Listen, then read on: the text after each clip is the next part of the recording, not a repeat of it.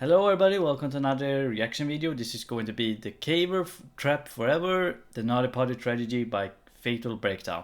I have seen some videos from this channel. It's really good and mostly depicting, how should I call it, very tragical deaths and that sort of thing. Very stupid deaths even some. So I'm very unfortunately on deaths and that sort of thing. So I can already guess from the name, it's going to be a cave, a person, and dying very horrible. I mean, I have done cave diving. Not, I don't know if I should call it cave diving, but that was holy shit. It must have been like 18 years or something when I was very young. I did do some cave diving near my home. We had cave systems, that sort of thing. I don't remember what it was called, but it went actually pretty deep and very far.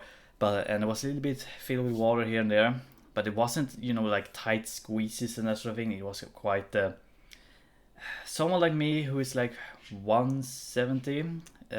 You could definitely just almost maybe not stand in it, but like. What you call it, like crouching, and you can walk around. So but that was way back, man. Nowadays I'm not entering a cave. No, absolutely not. That's like a claustrophobia that's just creeped on to me over the years.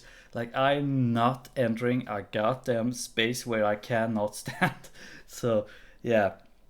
And also heights. I always hate heights. It's one of my fears, like heights. And nowadays claustrophobia. What else? Oh man, this drowning as well. Like, even though I love the sea, I love being on the sea, drowning is like one of those deaths I just do not want to experience. So let's jump into it. This 60 minutes video. It's gonna be interesting. Nowadays, when I see those videos when people are squeezing through tight corridors and something, I mean, why? Like, I don't understand. And when people are trying to explain it to me, like either it's a hobby or it's hobby of exploration, they are like explorers way, just like people way back in time. You're not even close to those people. Like, this is stupidity on the largest scale you can ever imagine a human can do. Like,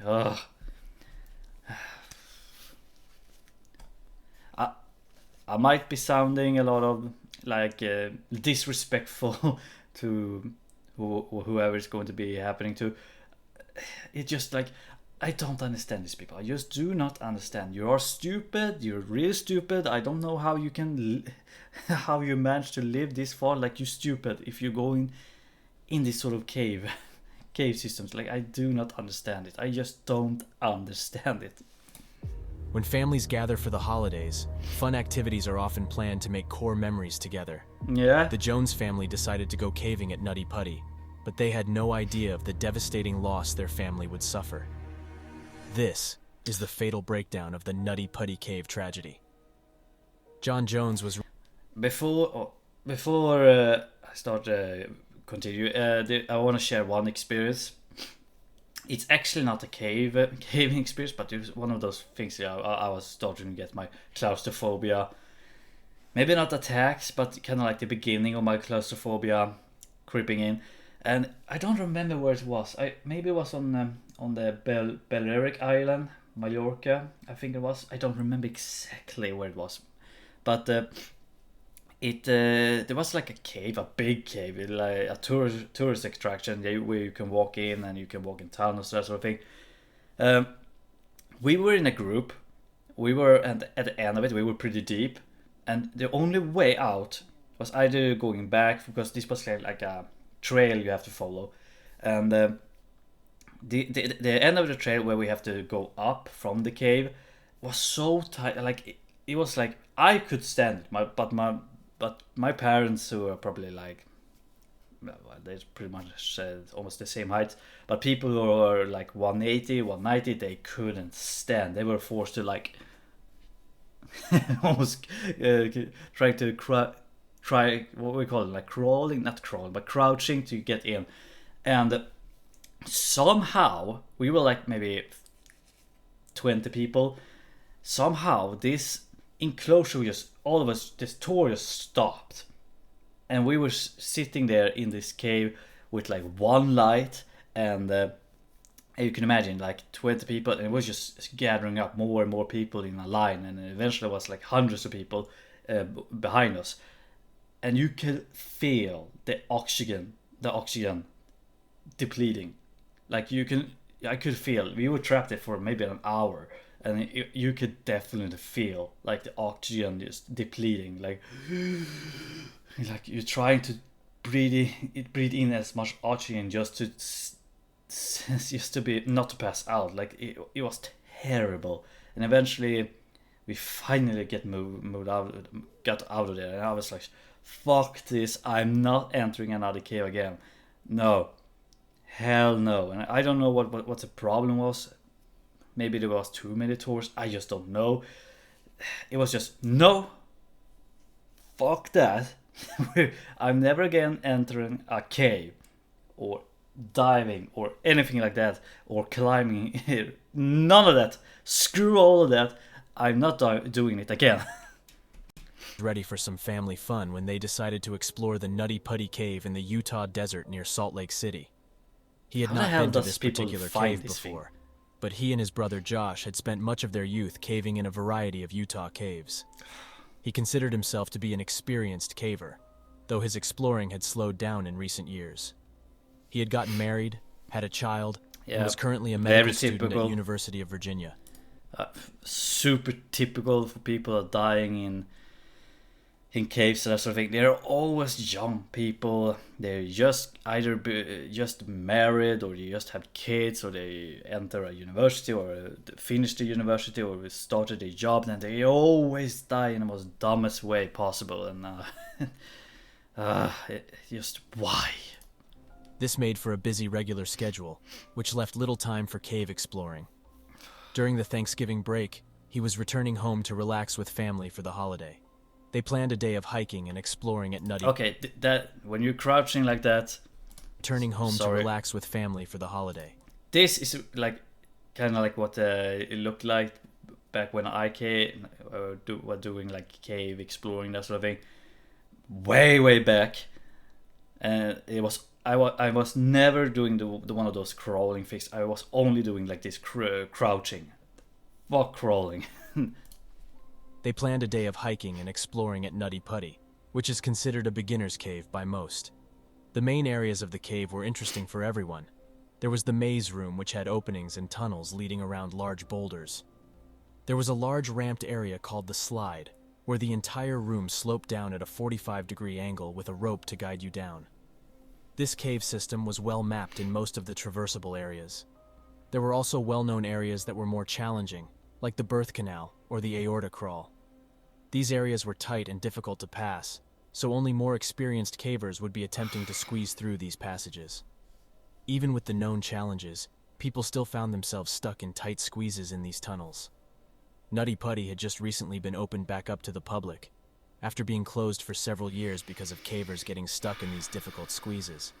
They were passable for some, but others would find that their shoulders or hips would just not pass, no matter how hard they pulled against the rock. After wedging themselves in the narrow space, they were completely stuck, requiring serious assistance to inch out backwards. Because of these rescues, a new permit-style entry was required, listing 2 experienced cavers per group. Josh had obtained a permit for a group to explore the Tuesday before Thanksgiving, November 24, 2009. John's pregnant wife Emily stayed back at the house with their 1-year-old daughter Lizzie to enjoy a more relaxing evening with the in-laws. Their group of 11 family and friends started off in the main open cave sections. Eventually, John and his brother Josh took 2 friends off to find more challenging tunnels to try. They had heard stories about the birth canal and consulted the map for its location. It was known to be a long, tight passage with a particularly tight squeeze near the end. If you could just get past the narrowest part, there would be a small room at the end to stand up and turn around. They knew that the birth canal would be tight and could be panic-inducing, even for experienced cavers. They spread out to try to find this particular tunnel. John and Josh took the passage on the left, moving through a small tunnel for around 15 feet. It undulated up and down in several elevations over the next 10 feet, There were outcroppings of rocks and tight squeezes that required a caver to twist their body in several orientations to get shoulders past, then hips, and finally twisting legs so that they bend in the proper direction. It was not a matter of simply pulling your body forcefully through a tight hole. This area was called the corkscrew because the few who had been through it were small and flexible, using all their skills to maneuver slowly through the panic-inducing contortions. After the corkscrew area, the passage angles up for another 5 feet or so, then turns down over a rock ledge with a sharp 90-degree bend to the left. Up until now, cavers had used this small area after the corkscrew to turn back on themselves if needed, and head back through the difficult section. 5 years before, a 16-year-old boy named Brock Clark was stuck in this corkscrew section. He was only 5'7" tall and weighed 140 pounds, but got wedged when he was trying to turn around. It took 14 hours for rescuers to free him. John was in the exact spot where Brock got stuck trying to turn around. Since John was 6 feet tall and 200 pounds, he clearly knew that turning around in this part of the tunnel was not an option for him. He was in a 12-inch high space, with not enough lateral area for his pressed body to ball up for a turn. He pushed forward to the ledge area and squeezed over the top of it. It was a tight area to get through, but he thought he could see it open up down below. He sucked in his stomach and pressed himself through the squeeze, pulling forward on the rocks in front of him. He would be moving head first in a downwards angle now, but it looked like there was an area ahead to turn around. John didn't know it, but no one else had ever crossed over this ledge before. He was in completely uncharted territory.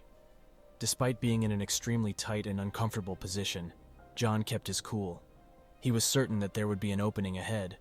All along he thought he was in some part of the birth canal, where many cavers had felt stuck in the constricting tunnel, but ended up being just fine once they reached the other side.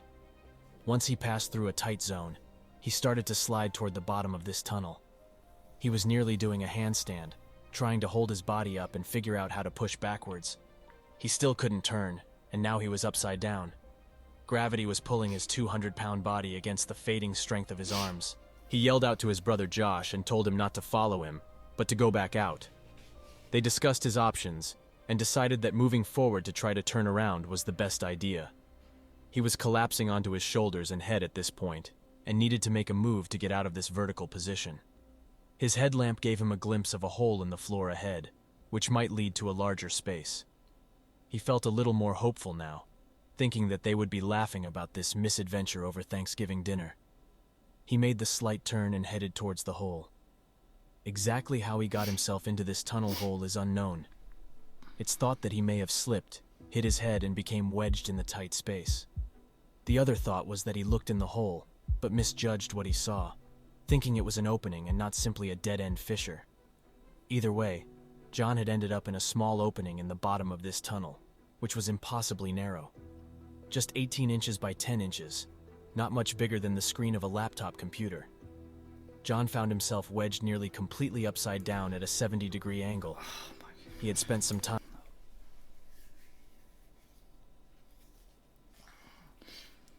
So he's going to be stuck like that and die like that.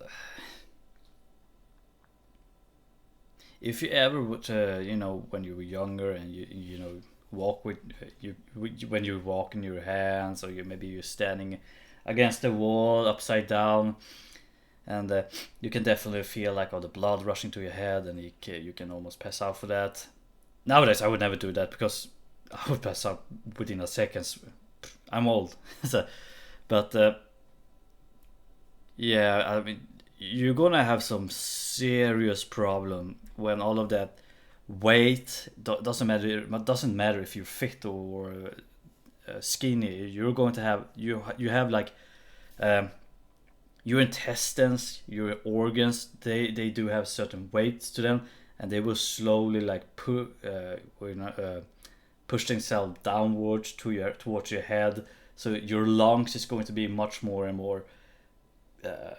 Not crushed, but they are going to have less space to be able to breathe in air and that sort of thing. So you're going to have a massive problem with breathing eventually. If he's stuck like this,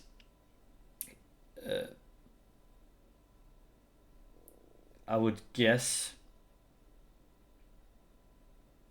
7 hours, maybe 7-10 hours. After that, it's he's dead.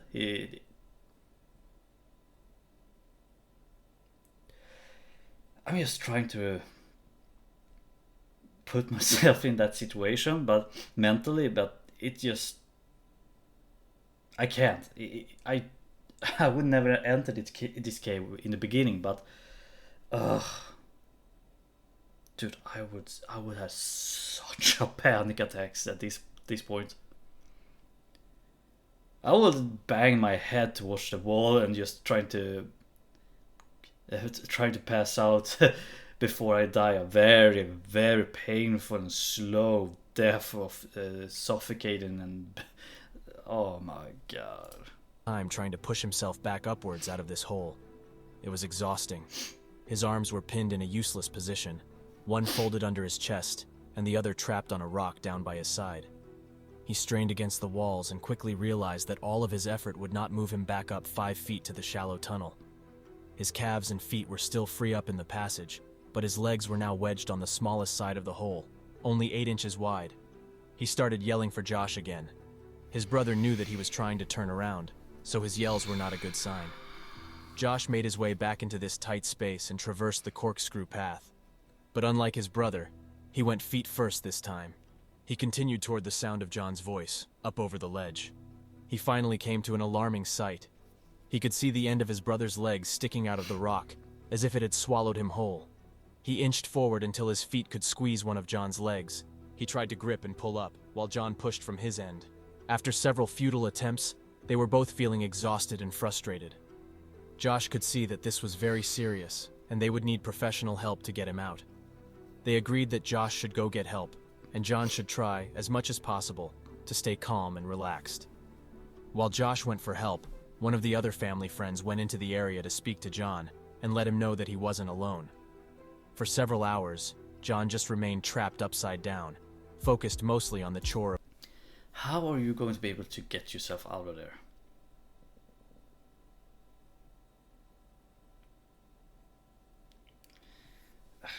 Pulling with a rope, maybe. But the knees, those are going to be the most challenging thing about this. I don't think they're going to be. They have to break them. I mean,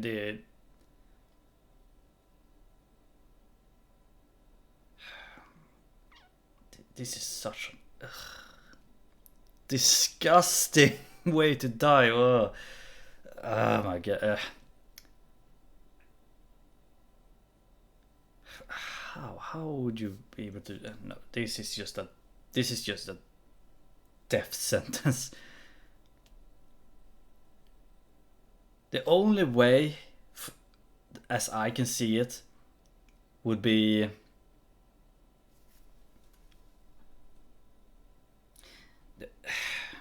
it might be some controversial, but the only way I can definitely see this to be able to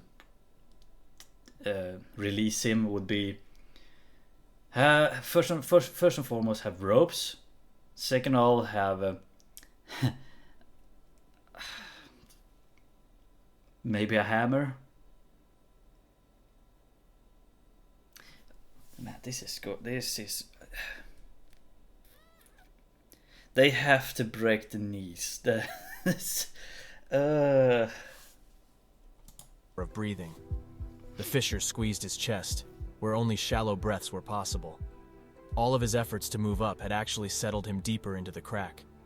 As time went on, gravity continued to pull him against the rough walls of the tunnel, tightening its grip on his exhausted body. Once help had arrived, the first cave rescuer, Susie Matola, made her way to where John was stuck.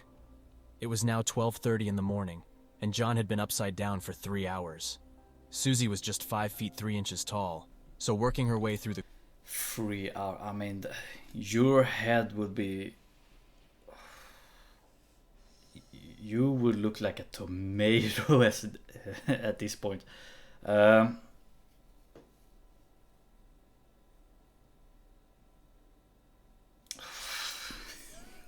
Why does people do this? The corkscrew area was much easier for her. Ropes had been tied to her ankles as a precaution in case she got stuck as well. She checked on how John was doing and let him know that they'd be getting him out. He must have had a small wave of relief, thinking that professional help had arrived and he would soon be free of this trap. Susie tied webbing straps around his legs and then fed it back to the pit where the tunnel started. Several attempts were made to pull on the ropes to leverage John back up and out of the fissure. There was just too much friction on the ropes to make any effective release on John. He was still pinned, without the use of his arms to fully assist. After attempting a few things and considering many aggressive options, the decision was made to enlist. Yeah, pulling a rope so far away would indeed create a lot of friction on the ropes and it would snap eventually. The only way to secure a rope like that would be, I don't know what they're called in English, but it's kind of like a, what are you calling it? You have to make sure they have some sort of thing that can roll. Make sure they're trying to make the rope avoid the roof, so anything to hit the cave walls and that sort of thing. I don't remember what they're called. List a pulley system in order to help lift John up and out. A pulley had been successfully used when Brock Clark was stuck 5 years before. Even though they had a plan of how to help, this was not an easy location to work in. Each piece of equipment would need to be brought in from the entrance, which took nearly an hour to reach the other side of Corkscrew. The tunnel was extremely tight, and only smaller power tools could be carried in and out. Only one person could be in there to assist at a time, and they would need to be small or wiry to effectively move through the passage. It was just not an ideal situation. Each pulley took an extraordinary amount of time to install. During this time, cavers were trying to talk with John, console him and share stories to keep him calm and talking. He was a devout Mormon and spent time praying and singing to seek solace in this unreal situation. John had spent the night upside down and was showing signs of the physical limitations of the body to withstand this position. The human body was not made to be upside down for long. The entire circulatory system is designed using pulses of pressure from the heart to move blood forward through the system, while valves and fibrous vessels would hold blood and stop it from going backwards. This one-way flow balances pressure, gravity, and valves to keep oxygen available to all tissues and to remove toxins from the body through the kidneys. John's body had been fighting gravity for more than 12 hours. The brain was not built to withstand this kind of fluid pressure. Fluids were building up in his lungs, and toxins were starting to accumulate from the lack of proper circulation. His organs were pressing on his lungs, and each breath was an exhausting effort for muscles not built for such work. His breathing was slowing, and he was completely spent from the effort. Throughout the night, he had gone from being completely calm and lucid to helplessly thrashing his legs and hallucinating. It was excruciating to watch for the rescuers. They were helpless, exhausted, and feeling trapped themselves. The air in this cave system was warm and damp. It took a concerted effort to remain calmly breathing when you are restricted and can't move or even breathe properly. But the rescuers knew they could get out when needed. John didn't have that luxury. He couldn't expand his chest to breathe, and the air around him was losing its oxygen concentration little by little. During this time, a wired telecom system was brought down to where John was stuck. His wife spoke with him, encouraging him to hang on and be faithful. John assured her that he would be out with her soon. It wasn't until 4 o'clock that day that they finally got the pulleys in place to move him. Ryan Schertz was in the tunnel when the system was ready to try. John's body had settled into the narrow side of the opening, so Ryan had to push his legs over as the team pulled from outside. Each heave moved him inch by inch up out of the hole. By this time, John's legs were in excruciating pain.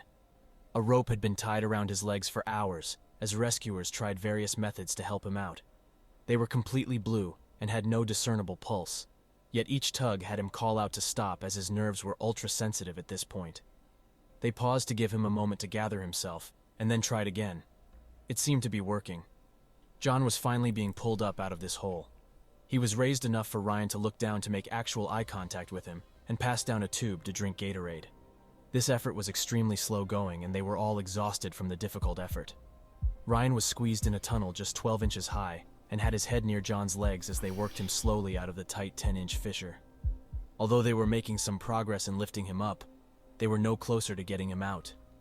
His legs were hitting the low ceiling above his tunnel, and twisting them into the passage was impossible. He had no control over his legs now, after 19 hours upside down. Without his help to delicately bend his knees to the side, they were strongly considering breaking his legs to get him back into the passage, because time was running out for John. Then, in a sudden moment of blinding pain, Ryan blacked out. When he came to, he was bleeding heavily and confused. The rope, holding the pulley to a natural arch section in the cave, broke and whipped the carabiner and pulley directly into Ryan's face. He suffered damage to his face, lip, and tongue, as well as a concussion. He had to get out of there quickly. John was back where he started, completely wedged in the tunnel with the circulation to his arms cut off and his legs completely dead. He was unable to help free himself in any way. This moment started the final demise of John Jones. After Ryan was checked out in the pit and then sent off to the hospital, his father Dave took his place in the passage with John. It took an hour to re-establish the pulley lines, and Dave tried to tie a rope around John's body, but couldn't get the rope past his wedged torso. All the time Dave was with John, he was not responsive. This entire operation required John's help to effectively rescue him. There was no way to lift his 200-pound, 6-foot frame without him pushing and trying to leverage himself in some way. In Dave's effort to tie up John, he got himself stuck for about 15 minutes. Their desperate effort to help save this man had put both his son and himself in danger. It was a devastating reality. Once he had pushed himself back into the 12-inch tunnel, he was exhausted and had to leave. Brandon Kowalis took his place and brought in the telecom system so John's family could talk to him. His wife Emily expressed her love and told him to take a break and rest after all of his effort. She still truly believed he would be coming out, but Brandon could see what she could not. John was no longer responsive, and no signs of life could be heard. Over the previous several hours, Ryan reported the gurgling breaths that John was struggling with. Now, there was silence. The rescue team gathered in the pit area inside the cave and discussed the situation. It was determined that a medical professional would need to confirm that he had actually passed. A paramedic was sent into the tight section to confirm what was suspected. At 11:56 on Wednesday, November 25th, John Jones was pronounced dead.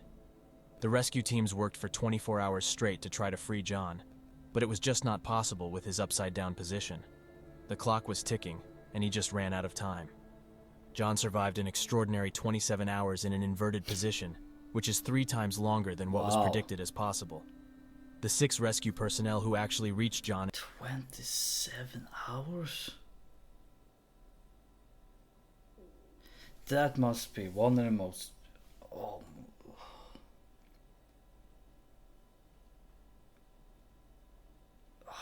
Poor bastard. Oh.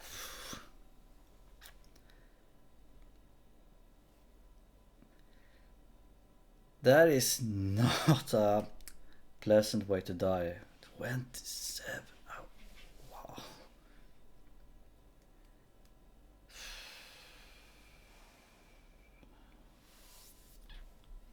In that rocky prison were truly heroic.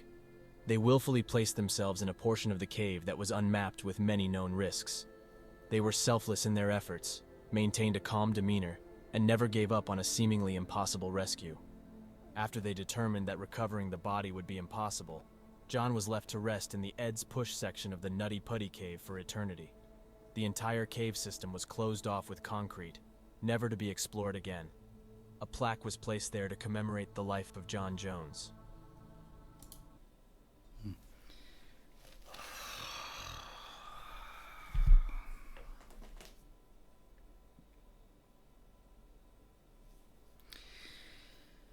I just don't understand. I just do not understand why people do this.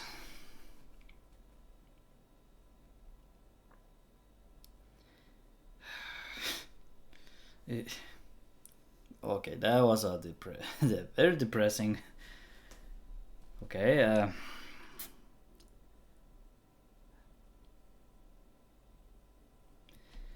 well, that's just sad.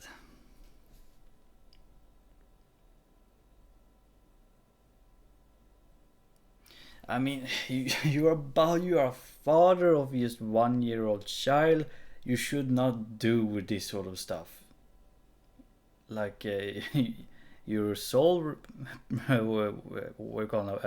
responsibility is to take care of your family and stop doing all of these sort of things that seem to be dangerous. Like it doesn't matter if there is a parkour among buildings, cave exploring, or mountain climbing. Like, just stop. If you have a child or children, just stop. Oh, yeah, that's sad. That is sad. Thank you all for watching. It wasn't really the most positive or fun one to watch, but it should always serve as a lesson that no matter how good you are at this sort of field, it's gonna happen to you sooner or later. It's going to happen. Thank you all for watching.